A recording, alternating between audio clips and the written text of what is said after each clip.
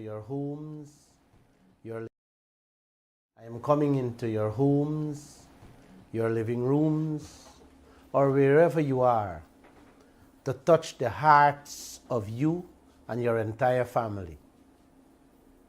Joshua, tonight I want to beg all of you in the most sincerest of ways to please let whatever I'm about to say register in you. Please don't let this country become like Africa and Asia. Please don't allow your Guyanese brothers and sisters, your friends and your neighbors to become like those starving people we see on TV all over Africa and Asia. Please, I beg you, respect the blessings that God Almighty has blessed us with. And with that, let me say namaste once again to all of you. I hope you guys enjoy the Diwali celebrations and eat a lot of sweets, because I'm a diabetic and suffer from sugar. I could only watch the food and the sweets, suck my teeth, and went to work unhappily. But Joshua, yes, sir. As I parked my vehicle in front of my office, a security guard working a few buildings away from the Kaieteur News building came up to me and said, "Good morning, Mr. Glenn. I have never asked you for anything. I am hungry," and turned his face away. Uncle, a well-dressed middle-aged man couldn't look me in my face to tell me he's hungry. I reached into my pocket and took out $1,000 and gave it to him. All he said was "thank you" and walked off without even looking at me. Not that he didn't want to look at me. He was ashamed and embarrassed having to tell me that he is hungry and have nothing to eat. This is somebody, Joshua, I know for over 3 years. The only thing I hear from him now and again is "good morning" or "good afternoon, Mr. Lall." Never ask me for a cent other than Monday, Diwali Day. This is what is happening in our country that is so filthy rich with all the minerals and oil you can think of. Got hundreds of thousands of people living, wondering where their next meal is coming from. Poverty. That word poverty. That's what is in this country. 3/4 of the starving people of Africa and Asia are now wondering how they have reached these unbearable conditions under which they have to live, with all the riches they had and still have. Please, please, if I have to go down on my knees in front of each one of you to get you to understand the danger that lies ahead with what these politicians are doing, what they're allowing the foreigners to do to our land with our God-given resources, then I am prepared to do it. Yes, uncle and auntie, I am prepared to do that. I am also ready to bow down and kiss your feet if I have to do that, just so that our people don't end up in the same boat like those African and Asian peoples. I'll do it. Like I said, tonight's program is only to beg you people not to let Guyana become like Africa or Asia. I've been there in Africa and I see firsthand the dreadful and terrible conditions those people are living under, despite the vast amount of minerals of every kind and oil they have. Please don't make Guyana reach where those people are. Please. Because we are already on that road, heading right there. The corrupt and greedy leaders of those countries are the ones directly responsible for the terrible state in which those countries and their peoples find themselves in. They have joined forces with the foreign exploiters who are more ruthless to rip out and fetch away almost everything, leaving hundreds of millions of people in the worst kind of poverty and starvation today. You know, guys, when we look back 40, 60 years ago, when there was no electricity, no roads, no internet, no media house that could have informed the people as to what crimes being committed against them by their politicians, man, we could have understand. But for those crimes to continue in this modern world in which we live today by politicians in itself, it's not a crime to send people to jail. They should be hung without trial. Today's world, uncle and auntie, we have highways that connect countries, media houses that touches all parts of the universe, and internet connections that connects every citizen on earth. The entire world with lightning speed. There is no reason, no excuse, no justification for you, the citizens, to remain in the dark anymore. Not knowing what is taking place in your country with your God-given riches, your present welfare, and your future destiny, man. No. No, too much is here now for you to see what's happening. So there can be no reason for anyone of our brothers and sisters to go hungry, having to beg for a meal in this land. No, man. Look on the screen, those of you who can. That picture was taken in Ghana, in which this elderly woman is ponging cassava alone. And when I asked her, where is the planting? She said, no, sir, no planting. The cassava was the only thing she had. Nothing else. And she had to feed herself, a twin, a daughter, her husband, and 2 other children. You don't want to see the condition under which they live.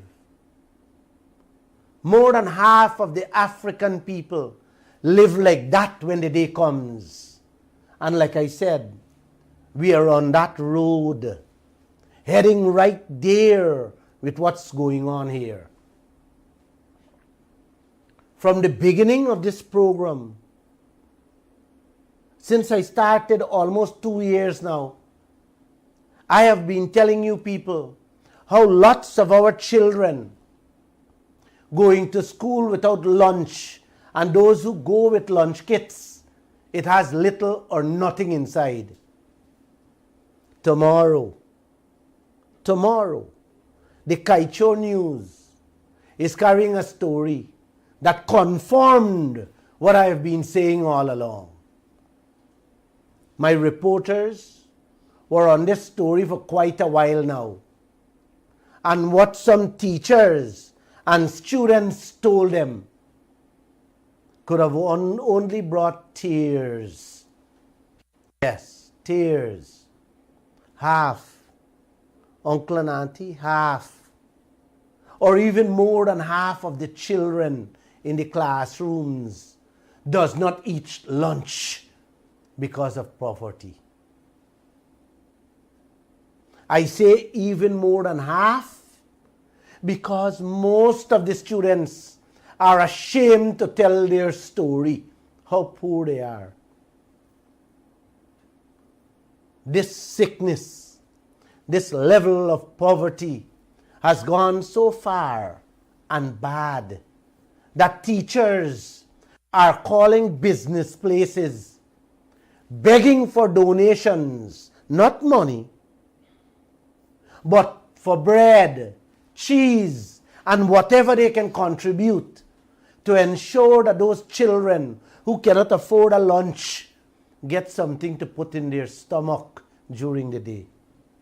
Yes, plenty of them go to school without having breakfast and without lunch. Just imagine for a moment what goes through those children's minds and stomach, having to sit there in those classrooms hungry. This is the Guyana we live in today. It is becoming like Africa and Asia. Please, I beg you, don't let Guyana reach there. Please. Like Africa, our country is also blessed with abundant riches. Unfortunately, uncle, like Africa, we are also cursed with selfish, greedy, and corrupt leaders. And like Africa, we got foreigners coming here by the plane loads to empty the sea, the land, and forests of everything it has. Soon, uncle, soon, auntie, they will suck out the very air we breathe. I see Joshua laughing, and some of you may be laughing and thinking sucking out the air is a big joke. No, no, it's not a joke. It can happen, and yes, they are doing it right now. It already started. The atmosphere is being polluted with so much deadly chemicals day and night. With the gas they're flaring non-stop. That gas will leave us gasping for breath and fighting to breathe. Yes, wait a couple more mornings. These are the very things they did to Africa and Asia that has millions of people physically, mentally, and emotionally deformed. Look at the physical appearance of millions of Africans and Asians. You think they were born that way? No, uncle, they weren't. Starvation and pollution of the air and poison rivers got them looking that way. Let me repeat. I have been there. Walk and eat among them. Please, I beg you, don't allow the same thing to happen here. Take it from me. It is misery more than you can imagine those people living under. What is happening in Ghana, where I went, is the same miserable story for the people of Angola, Nigeria, Zimbabwe, South Africa, Kenya, and the other countries.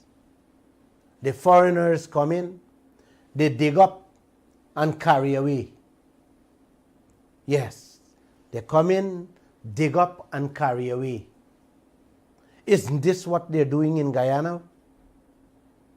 Huh? With our leaders aiding and abetting them? This is why I am talking to you in a different tone tonight. This is a very worrying situation we have. And it should be very worrisome to all of you too. This is our present and our future, uncle. It is the present and future of our children, and it is in our hands, our best interests, to tell ourselves that we don't want what happened in Africa to happen to us. Let's do that, uncle. My fellow brothers and sisters, listen to me, please. I am pleading with you, begging you, please hear me. We are in this together. We put our heads together. We hold each other's hands. We can get somewhere. We don't have to fall in the same trap. We don't have to be like the people of Africa. Let us do our very best to get the greatest understanding of what is that we have and what it means for us, uncle. Let us get that understanding. It means that we must know more. We must press our leaders constantly for them to tell us more about our wealth, our resources. As one example, we need to know what we are getting from our gold. As you have heard me said many times before, the Vice President promised to release the mining contract months now. And since then, after making several promises, the press can't see them to enlighten and educate you as to how much we're getting out of those deals. Diwali morning, after giving that security guard that $1,000 to get some food, and I picked up the Kaieteur news to read, guess what was the lead story? OMAI, new gold find, 2 times Guyana's debt. You didn't hear me, man. The new gold find, double Guyana's debt. That's what OMAI will be walking away with. Yes. The boss lady, a white Canadian woman, was proud to announce to her shareholders how extremely pleased she is to report that the gold they found is double what they had expected to find in one spot only. Yes, one little area only. Double what they have expected to find.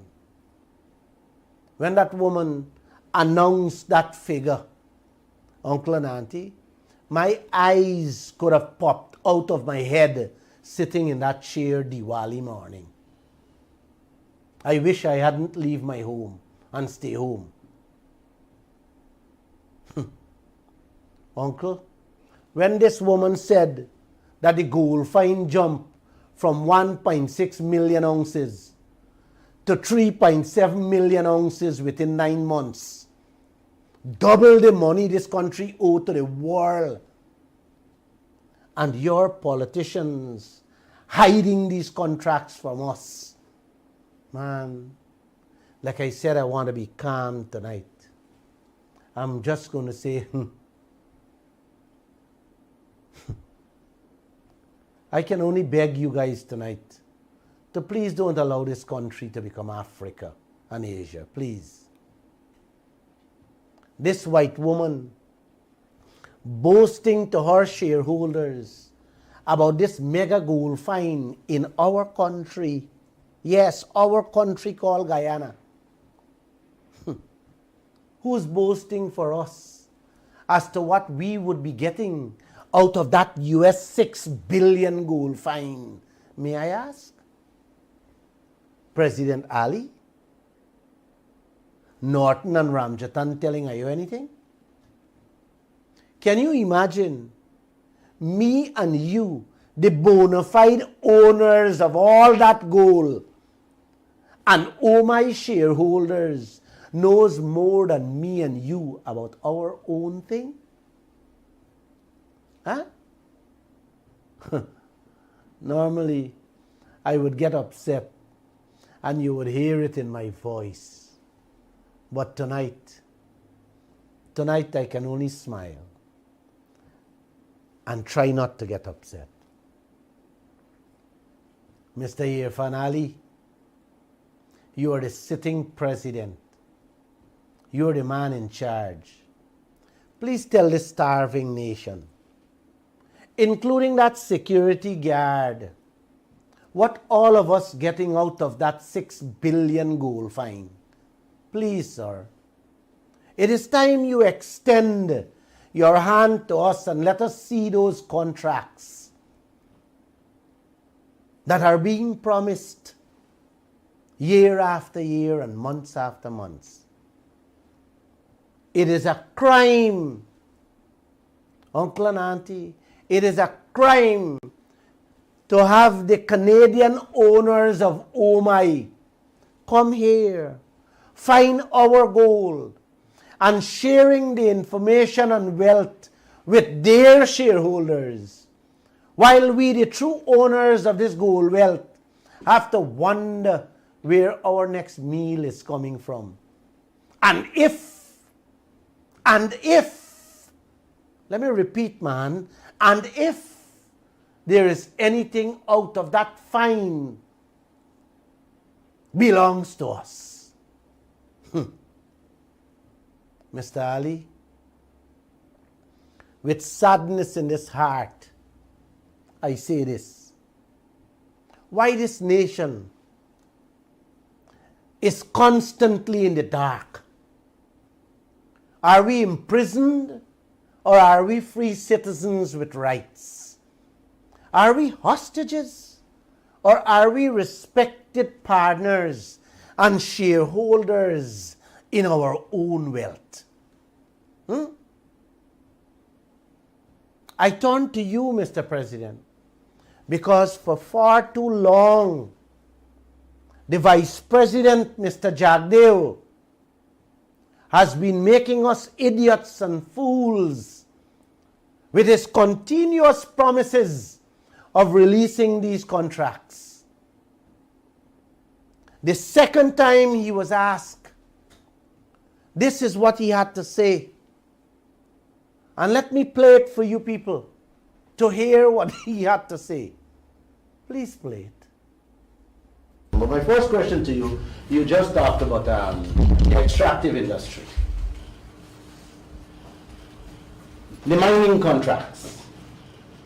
You said you were a serious and caring and transparent government. You were president.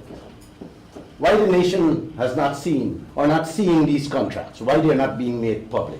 And I have a few other questions that I want to follow up with my report. So, like, which contract? All the large-scale mining. So, these contracts don't rest with the president. If you go to GRA, every one of these contracts will be a GRA because they all have duty-free concessions. You remember the Baishan contract that people didn't see.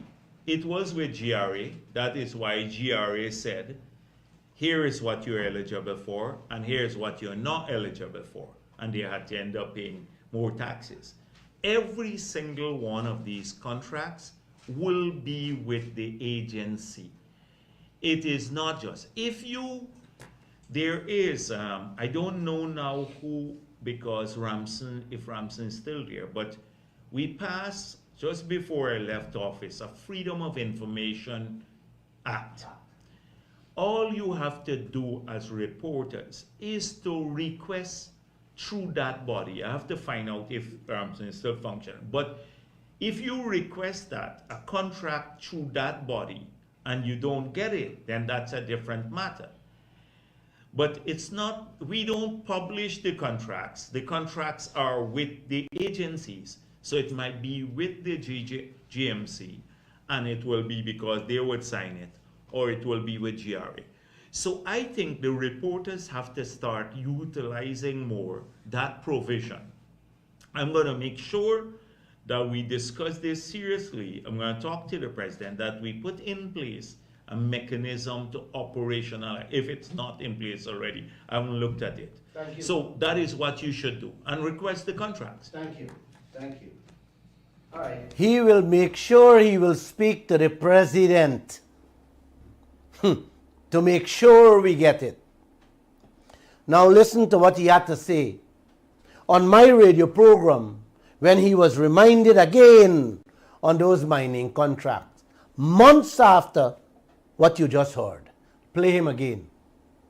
Mining blocks. I text you and ask you to bring the mining contracts that you have promised to bring and to make public.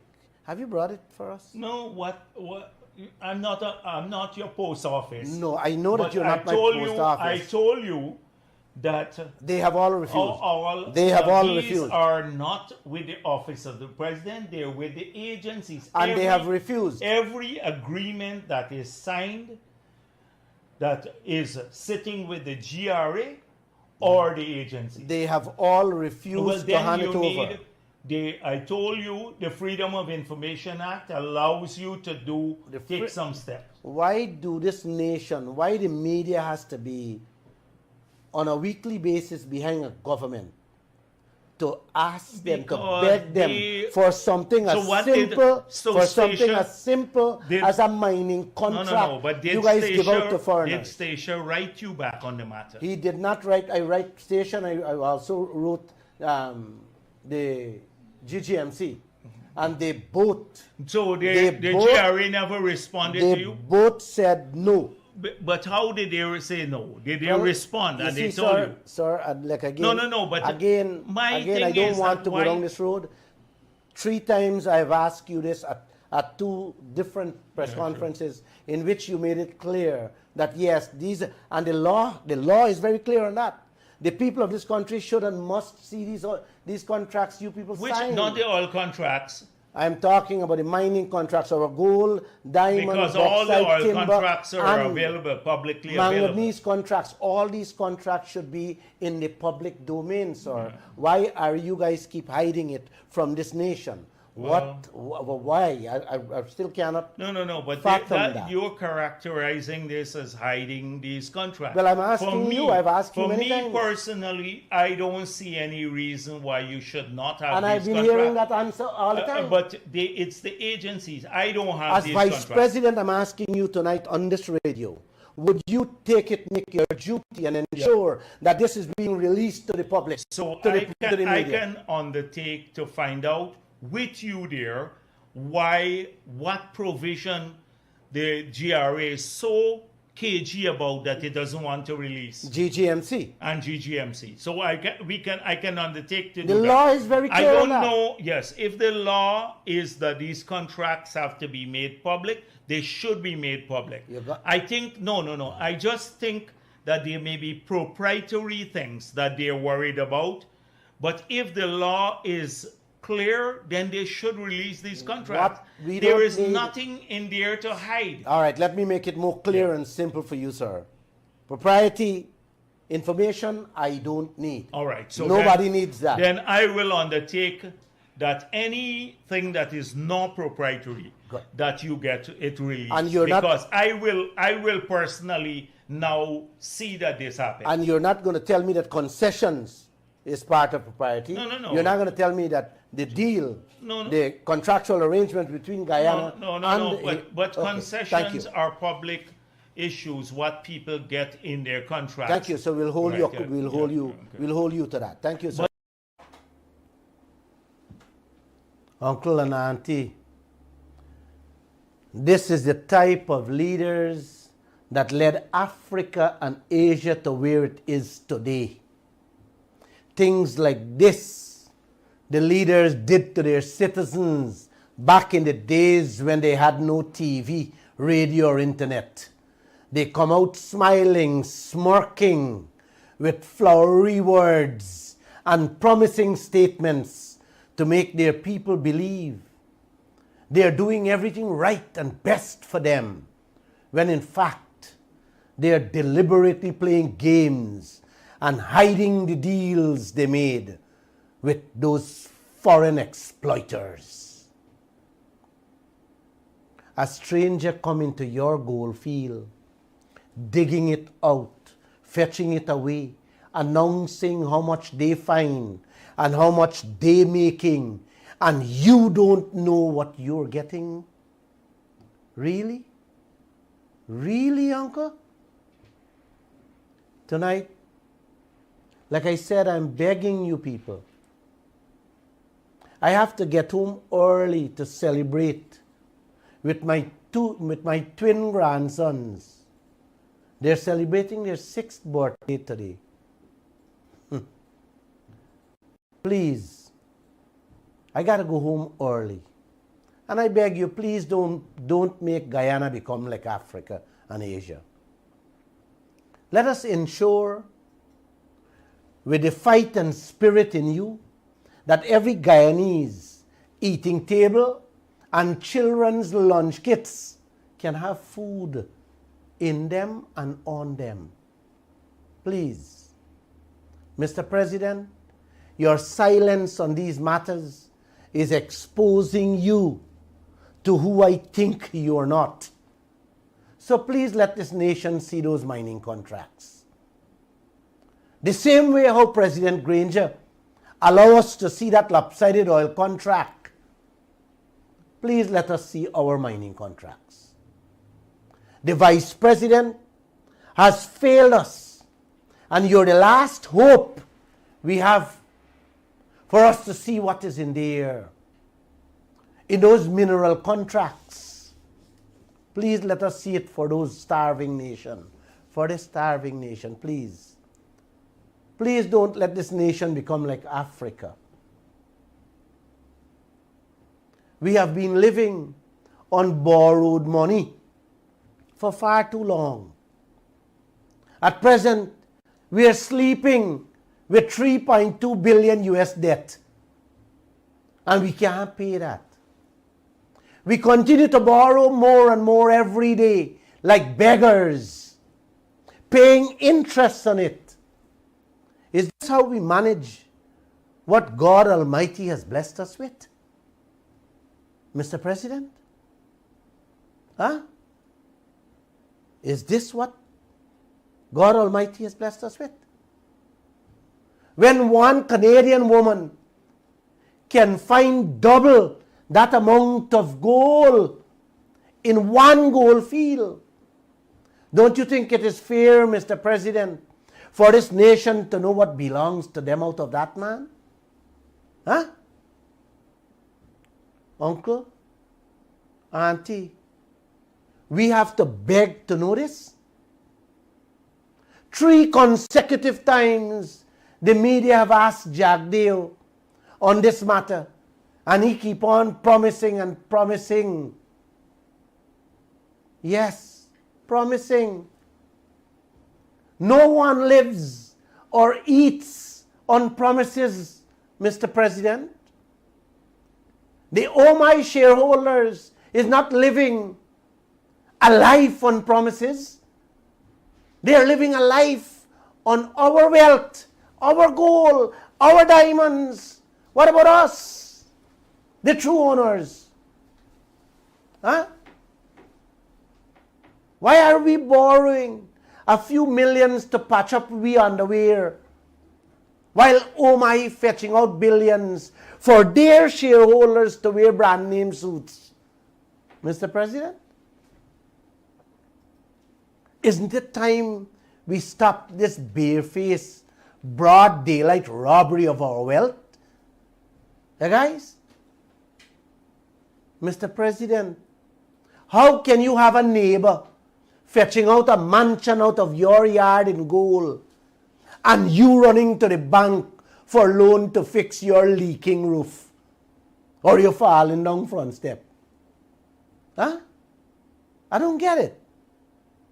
Is this what life has come to in Guyana with all this riches God has blessed us with? Really, Joshua? Really? Brothers and sisters, if I have to throw milk at y'all foot and drink it, I am willing to do that. Please, for God's sake, don't let Guyana become like Africa or Asia. Please don't let this happen to your children and grandchildren. Please. I beg you to listen to Ashni Singh now. Listen to how Ashni Singh telling Guyana a few months ago how 3 more large-scale gold mining companies coming to Guyana, bigger than OMAI.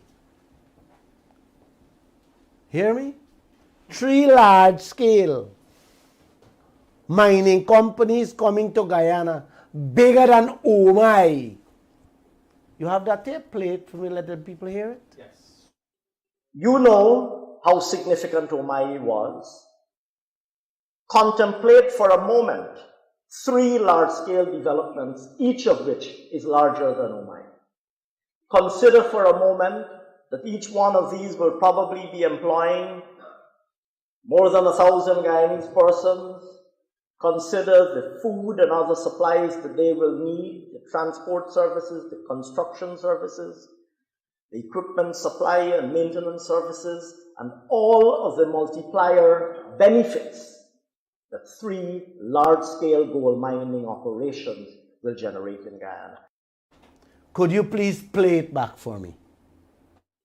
You know how significant OMAI was.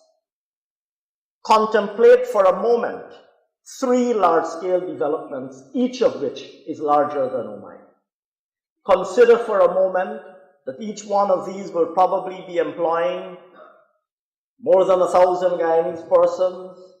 Consider the food and other supplies that they will need, the transport services, the construction services, the equipment supply and maintenance services, and all of the multiplier benefits that 3 large-scale gold mining operations will generate in Guyana. Wow. Wow. If you think OMAI is large, hear that? If you think OMAI is large. OMAI that done find $6 billion in gold. Double Guyana debts. Uncle and auntie, if I have, excuse me, if I really have to say publicly what going through this mind, listening to these people, it will be the end of Kaieteur radio. And Lall will never stop walking up the High Court steps.